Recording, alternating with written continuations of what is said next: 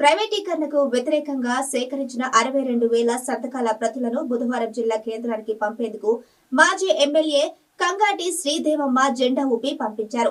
పేదల అభిమతం విస్మరిస్తే కూటమి ప్రభుత్వం కూలిపోతుందని ఆమె హెచ్చరించారు.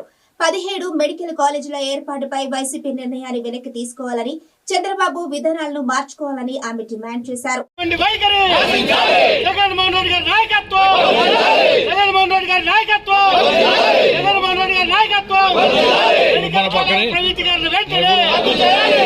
మెడికల్ కాలేజీల ప్రైవేటీకరణ వెంటనే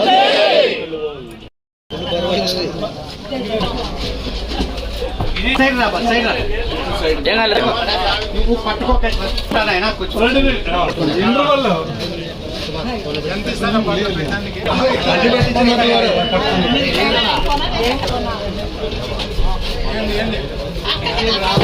తీస్తున్నా అక్కడ